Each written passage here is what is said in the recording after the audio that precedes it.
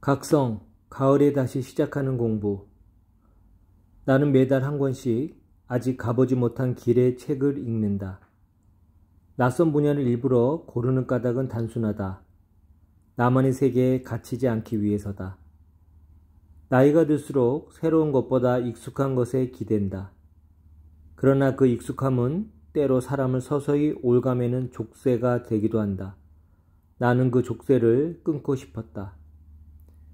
얼마 전 종로 교보문고에서 떠오름 출판사에서 발간한 각성이라는 에세이 책을 발견했다. 수많은 책들 사이에서 유난히 날선 울림을 뿜어내는 단어 하나가 눈길을 끌었다. 각성. 단순한 한 글자이지만 오래된 종소리처럼 묵직하게 마음을 흔들었다. 처음에는 흔한 수필집 정도로 생각했다. 그러나 책장을 덮었을 때 그것은 내 안의 고요를 깨트리는 망치가 되어 있었다. 그 책은 종교적 계시가 아니었다. 그러나 내 안에서 오랫동안 잠자고 있던 무기력과 타협의 껍질을 깨부수기에는 충분했다. 책의 골격은 단순하다.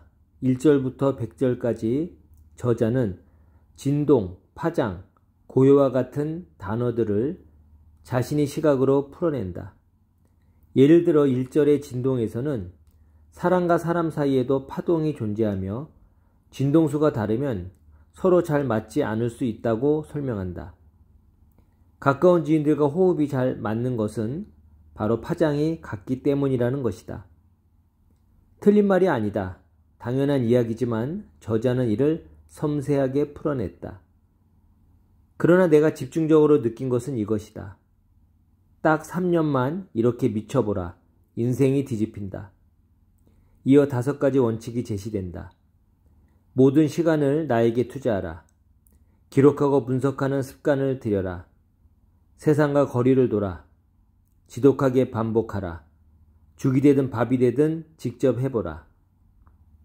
짧지만 강렬한 이 5문장은 내 마음을 뒤흔들었다. 나는 곧바로 스스로에게 물었다. 나는 진정으로 몰입한 3년을 가져본 적이 있었는가? 돌아보면 고등학교 시절이 가장 치열했다.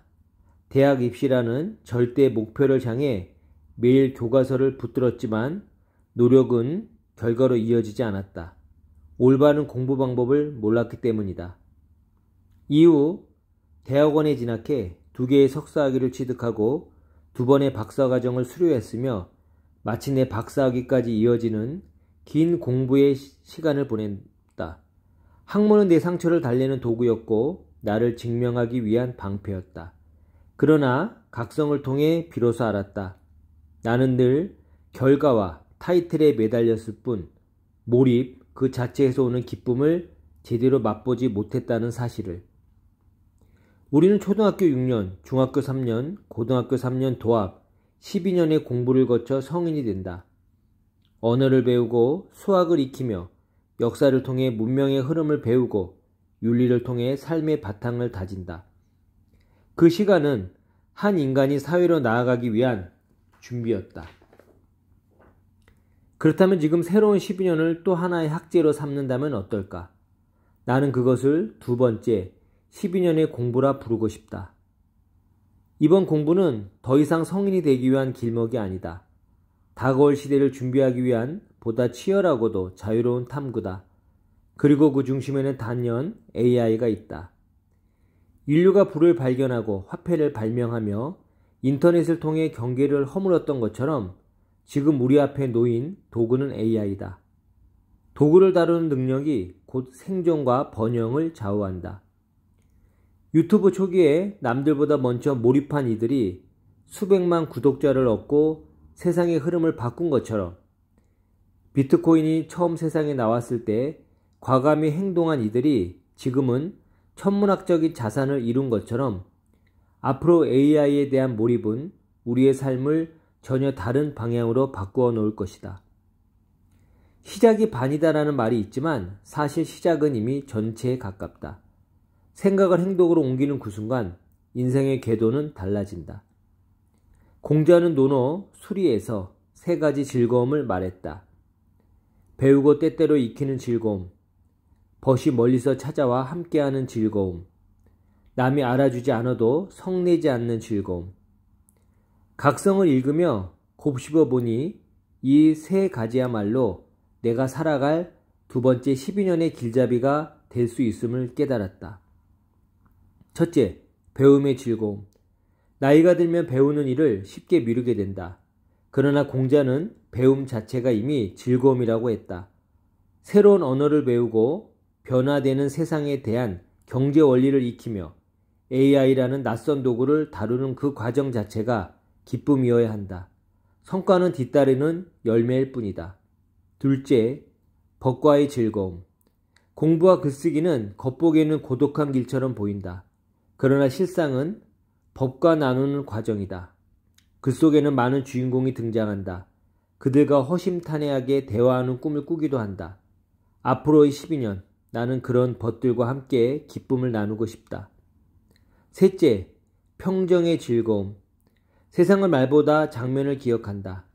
그러나 그 장면을 남기기까지는 긴 시간이 걸린다. 남이 알아주지 않아도 성내지 않고 묵묵히 걸어가는 것. 그것이 군자의 태도라 했다. 나 또한 글을 쓰고 배우는 길 위에서 조급해하지 않고 나만의 속도로 천천히 나아가고자 한다. 나는 이제 50대 중반에 서 있다. 누군가에게는 늦었다 할 나이일지 모른다. 그러나 더 먼 세대의 눈으로 보면 여전히 청년의 시기다. 중요한 것은 지나온 시간이 아니라 앞으로의 시간을 어떻게 채워갈 것인가이다. 앞으로의 12년을 오롯이 공부와 몰입에 바친다면 내 삶은 다시 새롭게 쓰일 수 있다. 나는 AI라는 새로운 도구를 배우고 그것을 통해 세상을 다시 바라볼 것이다. 동시에 공자가 말한 세 가지 즐거움을 삶 속에서 담고자 한다. 배움에서 오는 맑은 기쁨, 법과 나누는 따뜻한 기쁨, 그리고 조급하지 않는 평정의 기쁨. 내가 공부로 나의 삶을 진정으로 다시 각성한다면 그것은 겨울꽃 얼어붙은 땅을 깨우는 햇살이자 다시 길을 떠나라는 종소리일 것이다. 오늘부터 나는 다시 각성을 시작한다. 끝으로 구독과 좋아요는 저에 대한 사랑이자 희망입니다. 꼭 구독과 좋아요 부탁드리겠습니다.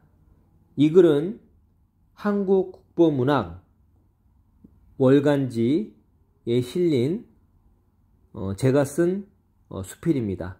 감사합니다.